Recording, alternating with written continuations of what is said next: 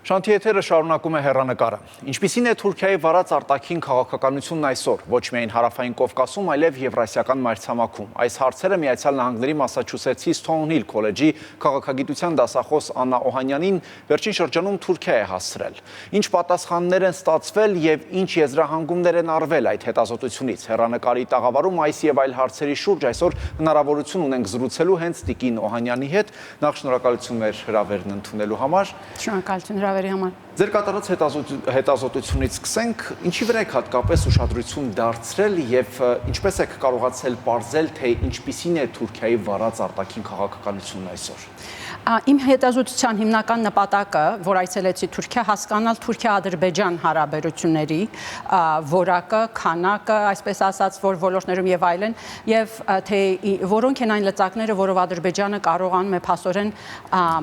ազդեցություն ունենալ Թուրքիայի հսկա միջին կարգի պետություն համարվող արտաքին քաղաքականության վրա։ Բայց նույնիսկ դրա Թուրքիայից առաջ արդեն բավականին քաղաքագիտական գրականություն կա, որտեղ բավականին կոնսենսուս կա, որը շատ թուրք գիտնականների կողմից նաև գրված, որ Թուրքիայի վարած հիմիկվա քաղաքականությունը ամբողջ Եվրասիական մայրցամաքում թուլացնում է Թուրքիայի դերը միջազգային համակարգում։ Էրդողանը հատկապես արաբական գարունից հետո եւ Թուրքիայի ավտորիտարիզմի խորացումից հետո կամ զուգընթաց Թուրքիան Էրդողանը սկսեց օգտագործել այսպես ասած ստրատեգիկ ավտոնոմիայի դոկտրինը, այսինքն նա փորձեց այդ դոկտրինով ասել, որ մենք բոլորովին կապված չենք, ամբողջովին կապված չենք, թուլացնում ենք եվրոատլանտյան ուժերից կախվածությունը, բայց դրա փոխարեն խորացնում ենք հարաբերությունները զարգացող երկրների Ռուսաստանի եւ կարող ենք ինքնուրույն գործել։ Բայց հիմա հետազոտությունները ցույց են տալիս արդեն, որ այդ վարած քաղաքականությունը նույնիսկ իր ռազմականացված նեղ նացիոնալիստ երանգներով Թուրքիային մանևրելու տեղը փոքրացրել է եւ Թուրքիային ավելի կախվածության մեջ է դրել եւ Չինաստանի եւ Ռուսաստանի եւ այս կոնտեքստով նաեւ Ադրբեջանը որպես փոքր պետություն անհամաչափ ազդեցություն ունի Թուրքիայի հարավային Կովկասում վարած քաղաքականության վրա։ Իսկ ինչպես են դրսևորվում այդ անհամաչափ ազդեցությունները։ Մեխանիզմները Ադրբեջանի Թուրքիայի վրա ունեցած տարբեր են եւ երբ որ հետազոտում եք այդ հարաբերությունները, այսպես ասած, ոչ սիմետրիկ դաշինքների կոնտեքստում, Ադրբեջանը առաջի պետությունը չէ, որ որպես փոքր պետություն ազդում է անհամաչափ ազդեցություն ունի իր դաշնակցի վրա։ Շատերը համեմատում են սա Իսրայելի եւ Ամերիկայի վրա ունեցած ազդեցություն վրա, բայց սա շատ մի քիչ տարբեր է Իսրայելի, Ամերիկայի Միացյալ Նահանգների, քանի որ ազդեցությունները նախ մեխանիզմները Ադրբեջանը փաստորեն ոչ միայն մեդիա դաշտում է ակտիվ, այսինքն փորձում է թուրք հասարակության մեջ արդեն այն տպավորությունը ստեղծել, որ Ադրբեջանը որքան է օգնում թուրքական հասարակությանը, թուրքական տնտեսությանը, բայց իրականության մեջ Թուրքիայի Ադրբեջանի ներդրումները, որ չնայած կարծեմ 4% են ամբողջ տնտեսության, բայց դա ցույց է տալիս Ադրբեջանի ազդեցությունը Թուրքիայի վրա, ցույց է տալիս ոչ թե Ադրբեջանի ուժը, այլ Թուրքիայի թուլությունը, տնտեսական թուլությունը, որ Թուրքիային դարձրել է խոցելի արտաքին կապիտալների հաշվին։ Դա մեկ, երկրորդը Ալիև Էրդողան անհատականացված հարաբերությունները նաև դեր են խաղում եւ քանի որ Էրդողանի եւ իմ հետազոտող ռեսպոնդենտները Թուրքիայում ասում են, որ քանի որ Թուրքիայի ներքին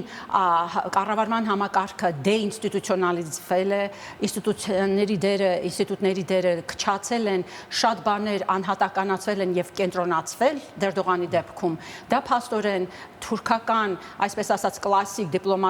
դիպլոմատական establishment-ը դուրս է մղել որոշումներ կայացնելուց եւ որը նաեւ հնարավորություն է տալիս Ալիևին շատ հեշտ տեղավորվել Էրդողանի վարած քաղաքականության մեջ։ Մի ստատիստիկա, շատերը ասում են, որ Թուրքիան որպես միջին կարգի պետություն իր դերը համաշխարհային համակարգում մեծացել է, քանի որ տեսեք աշխարհում ամենամեծ թվով դեսպանատներն է բացում եւ իրապես կարծեմ աշխարհում երկրորդ թե երրորդ երկիրն է, բայց հետազոտությունները նաեւ ցույց են տալիս, որ սովորաբար եթե դեսպանատներ ես բացում, դա տնտեսության աճ է ապահովում մոտ 12%, իսկ եթե նայում եք Թուրքիայի տնտեսությանը, դա բոլորովին այդպես չէ, ընդհակառակը Թուրքիայի տնտեսությունը անկում է ապրում։ Եվ այդ Թուրքիայի ներսի ինստիտուցիոնալ կառույցների թուլության պատճառով Թուրքիայի վարած նեղ նացիոնալիստական, կրոնական վարած քաղաքականության շրջանակներում Ալիևը շատ հեշտ տեղավորվել է։ Բացի դրանից շատ կարևոր է այն նաև, որ Ալիևը նաև օգնում է Էրդողանի քաղաքական շանսերին, քանի որ մի թուրք ժուրնալիստ, որ այցելեց Հայաստան, ասեց ինտերվյուի ժամանակ, որ քանի որ Էրդողանի դիրքերը այդքան թուլացած են, Էրդողանը տեղ չունի շատ թփրտալու, ասենք որ Ալիևին դեմ խոսի, այն դեպքում որ կամ դեմ գործի, քանի որ Ալիևը օգնում է իրեն քաղաքական ներսի քաղաքական խմորումների ժամանակ, այցելում է, ներդրումները ավելի ուշճացրած են ցույց տալիս եւ այլն, բայց այն որ Ստրատեգիկ ռիսկերը շատ են, այս հարաբերությունը շատ թանկ է արդեն դարձել Թուրքիայի համար, դա միանշանակ, նախկին, ես ուրեմն զրույցս վարել եմ, հետազոտություններ անցկացրել եմ նախկին դիվանագիտների հետ, գիտական think tank-ներ, մի քանի think tank այցելեցի, այսինքն հիմնական ստրատեգիկ ռիսկը այն է, որ Եվրասիական մայրցամաքը արդեն տեղափոխվում է նոր պրոցեսներ են կատարվում եւ Թուրքիան ուղղակի աշխարհաքաղաքականորեն տեղավորված է, որպեսզի կամուրջ հանդիսանա Եվրոպա եւ Չինաստանի մեջ։ Բայց այդ կապվածության ընթացքում process-ում Թուրքիան փաստորեն չի Հայաստանի սահմանը փակ պահելով, փաստորեն ամբողջ Կովկասն էլ է փակ պահում Եվրոպայի եւ Ասիայի համար եւ Եվրոպան արդեն կենտրոնական Ասիայի հետ գործարքներ անում առանց Թուրքիան ամբողջովին դուրս է մղվել այդ process-ից։ Եվրոպա եւ Ասիա կապի միջոցը օրինակ Հարավային Կովկասում անցնում է Վրաստանով, որը արդեն ռուսական զորքերի քթի տակ են, որ շատ վստահելի չէ, մյուսը Իրանով էլի աշխարհաքաղաքական լարվածություն կա այնտեղ, իսկ անցումը Հայաստանով դա միակ ստաբիլ կանխատեսելի ուղին է, որը Թուրքիային հնարավորություն է տալիս դիվերսիֆիկացնել իր կապվածությունը Հարավային Կովկասով դեպի Ասիա եւ իր կշիռը Եվրոպայի համար բարձրացնել։ Եվ դա շատ կարևոր է, որ այսինքն ինչքան շարունակեց Ադրբեջանը այսքան ազդեցություն ունենալ Թուրքիայի վրա, այնքան ժամանակ չկա, Թուրքիան դուրս է մղվում։ Ես ճիշտ եմ հասկանում, որ այսինքն ձեր այդ հետազոտությունների արդյունքները նաև թույլ են տալիս եզրակացնելու, որ Թուրքիան էլ է շահագրգռված Հայաստանի հետ բացելու սահմանները, պարզապես մյուս կողմում կա Ադրբեջան, որը դա չի ցանկանում եւ Թուրքիան էլ չի կարողանում շրջանցել Ադրբեջանի այդ ցանկությունը։ Այո, հիմնականում արտաքին հարաբերությունները ուսումնասիրող այդ էլիտան, որի հետ ես շփվեցի, միանշանակ գիտնականներն են, միանշանակ ասում են, որ սա ռիսկային է, որ Թուրքիայի վարած ստրատեգիկ ավտոնոմիայի քաղաքականությունը եւ Միջին Արևելքում եւ հյուսիսային Աֆրիկայում դրանք նեղացրել են Թուրքիայի դերը, քչացրել են Թուրքիայի դերը եւ ես հայ-թուրքական հարաբերությունները կամ Թուրքիան Հարավային Կովկասում այդ կոնտեքստում եմ տեսնում։ Ցանկացած միջին կարգի պետություն, որպեսզի զարգանա, եւ սա մի դաս է, որ Ռուսաստանը կարծես չի ուզում սովորել։ Եթե միջին չափի պետություն ես եւ ուզում ես զարգանալ,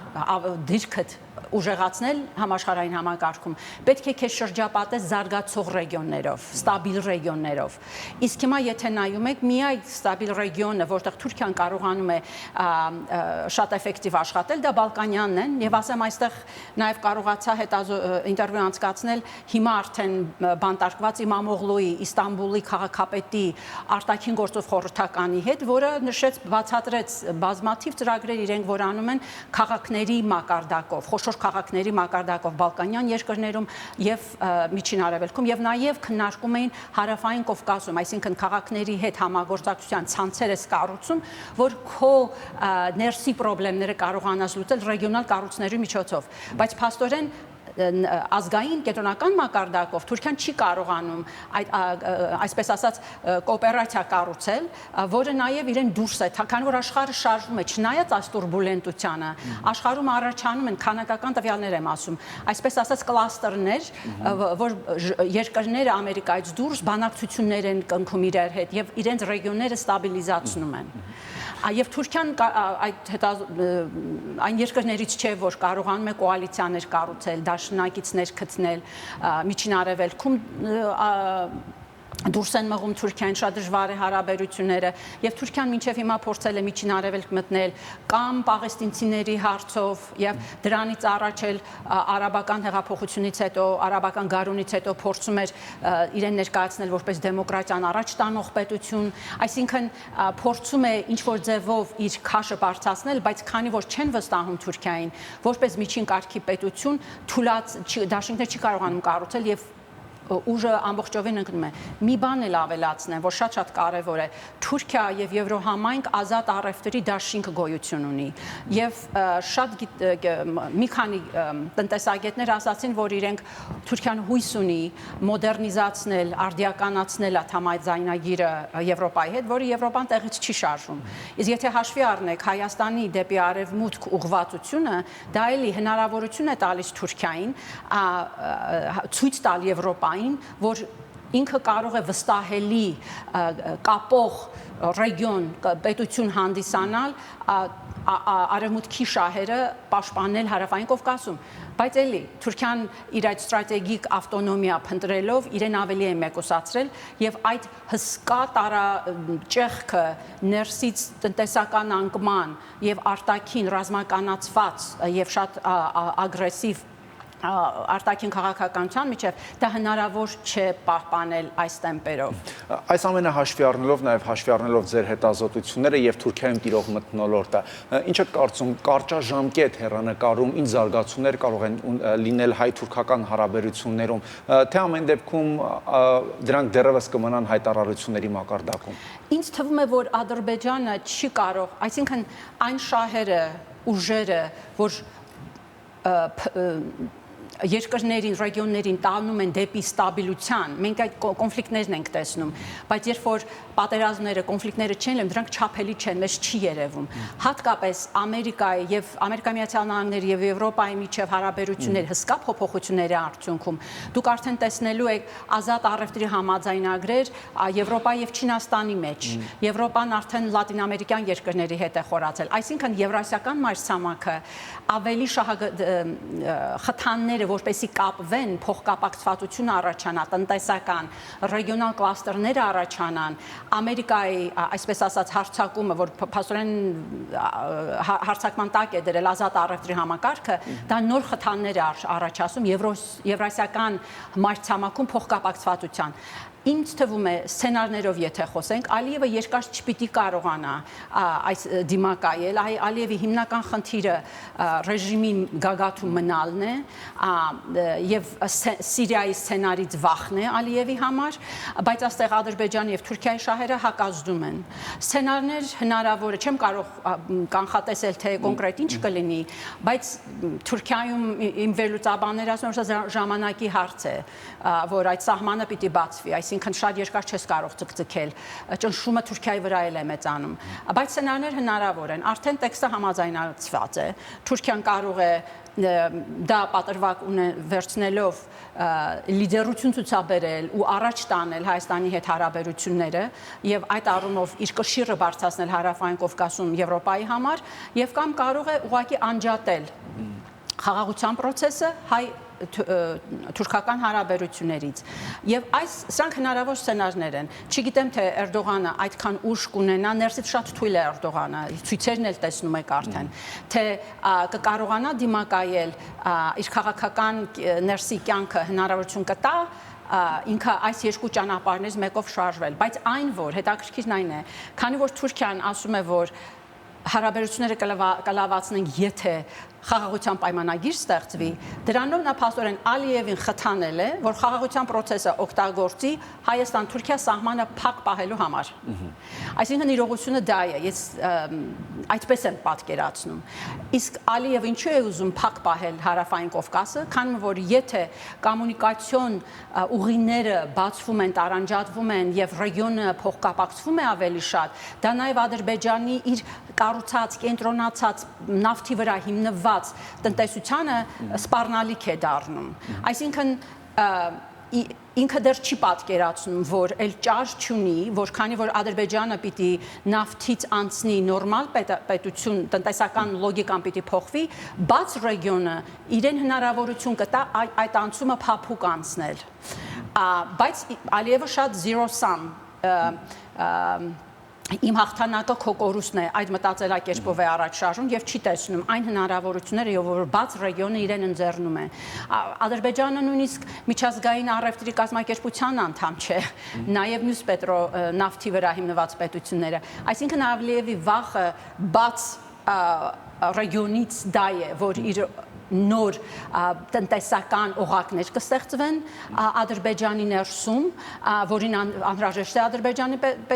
տնտեսությանը, բայց ինքը վախենում է, ամբողջ կյանքը անցկացրել է կենտրոնացնելով իր կառավարման համակարգը, իսկ բաց ռեգիոնը հնարավորություն է ստեղծում ապակենտրոնացնել, որը անհրաժեշտ է Ադրբեջանի պետությանը, բայց չեմ կարծում, թե Ալիևը երկար կարողանա սա ձգել, այսինքն այն շահերը, որ կան, հատկապես Թրամփի վարած քաղաքականությունից, այդ հնարավորությունը, որ ռուսական կոնտինենտը կարող է առաջ գալ որպես այսպես ասած սուպեր կոնտինենտ, սուպեր մայրցամաք, որը բավականին գրականություն կա դրա շուրջ, այդ սցենարը շատ ռեալ է, բայց ճիշտ կառավարել է պետք է անշուշտ Ալիևին։ Տիկին Օհանյան, այսինքն ինչ է ստացվում, այն Թուրքիան, որը մինչև 44-օրյա պատերազմում մեծ ազդեցություն ուներ Ադրբեջանի վրա, այսօր հակառակն է, տեղերով եւ դիրքերով փոխվել են, այսինքն հիմա էլ Ադրբեջանն է իր ազդեցությունը այսպես տարածել Թուրքիայի վրա եւ արդյոք այստեղ նաեւ մեծ դեր ուներ հենց 44-օրյա պատերազմի այդ արդյունքները։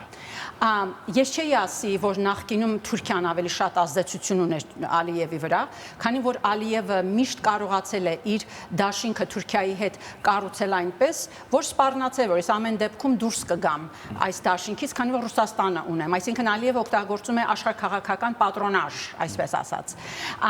Եվ բացի դրանից, եթե հիշեք նախկին process-ը 2008-2009 process-ը, հայ-թուրքական process-ը, անշուշտ Հայաստանից էլ խնդիրներ կային, որ այդ process-ը հաջողության չհասավ, այն առումով, որ ոչինչ չստորագրվեց, բայց այս վերլուծաբանները նաև ցույց էին տալիս, որ դեռ այդ process-ը 44-ամյա պատերազմի դեռ 2009 թվականից Ադրբեջանը սկսեց իր ազդեցությունը մեծացնել Թուրքիայի վրա, որպեսզի արգելի առանց իրեն հայ-թուրքական հարաբերությունները լավանան։ Բայց ինչ վերաբերում է հիմա, այսինքն այդ process-ը այն ժամանակվանից դեռ սկսվել է։